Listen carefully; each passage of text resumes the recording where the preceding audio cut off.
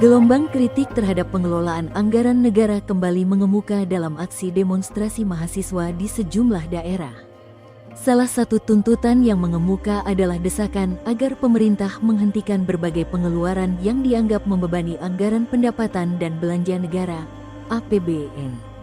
Kepala Badan Komunikasi, Bakom, Pemerintah, Muhammad Kodari, menanggapi terkait tuntutan mahasiswa dalam demo bertajuk Menuju Indonesia Bangkrut di kawasan Bundaran Hotel Indonesia, Hai, Jakarta Pusat, pada Jumat, tanggal 12 Juni tahun 2026.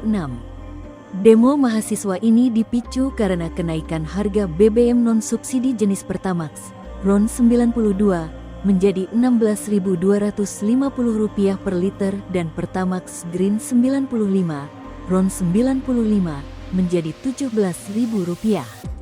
Kodari justru menilai pemerintahan Presiden Prabowo Subianto sedang menjalankan agenda penghematan anggaran dalam skala besar. Perdebatan mengenai efisiensi dan penggunaan APBN itu menjadi salah satu isu yang semakin sering muncul seiring berbagai kebijakan fiskal pemerintah dalam beberapa bulan terakhir. Di satu sisi, mahasiswa menilai pemerintah masih perlu melakukan evaluasi terhadap sejumlah pos belanja negara yang dianggap belum sepenuhnya menyentuh kebutuhan masyarakat.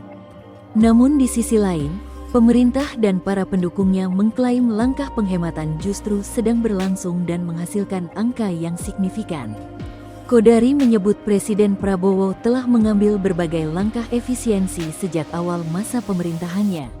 Menurutnya, kebijakan tersebut menghasilkan penghematan yang nilainya mencapai sekitar Rp300 triliun. Ia menjelaskan bahwa penghematan tersebut berasal dari berbagai sektor pengeluaran negara yang selama ini dinilai kurang efektif atau tidak memiliki dampak langsung terhadap kebutuhan masyarakat. Menurut Kodari, langkah tersebut dilakukan agar anggaran negara dapat dialihkan untuk program-program yang memiliki manfaat lebih besar bagi rakyat.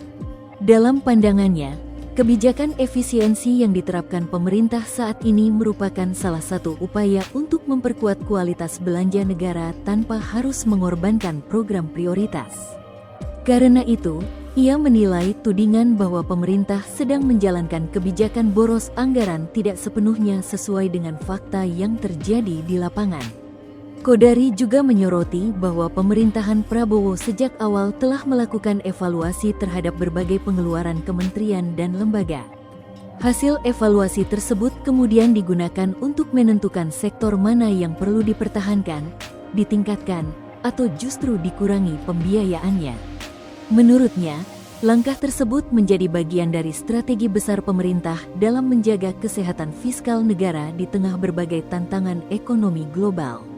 Pernyataan Kodari muncul ketika sejumlah mahasiswa melakukan demonstrasi dengan membawa isu efisiensi anggaran sebagai salah satu tuntutan utama.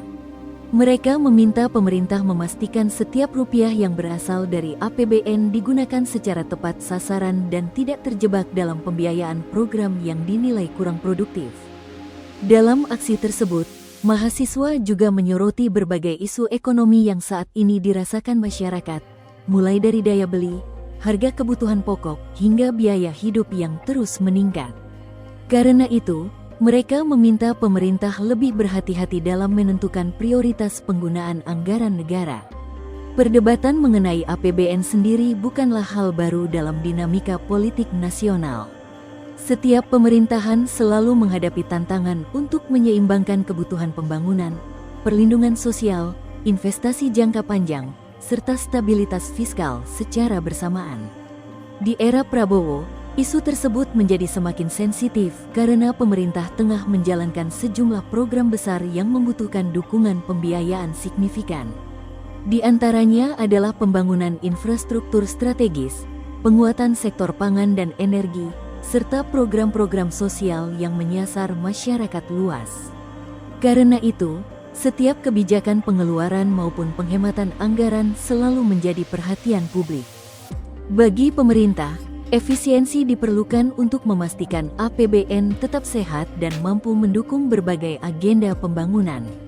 Sementara bagi kelompok masyarakat sipil dan mahasiswa, transparansi penggunaan anggaran menjadi aspek yang tidak boleh diabaikan. Perbedaan pandangan tersebut pada akhirnya menciptakan ruang diskusi yang semakin luas mengenai bagaimana negara mengelola keuangannya. Apakah penghematan yang diklaim pemerintah benar-benar dirasakan dampaknya oleh masyarakat, atau justru masih terdapat berbagai persoalan yang perlu diperbaiki, menjadi pertanyaan yang terus mengemuka dalam perdebatan publik.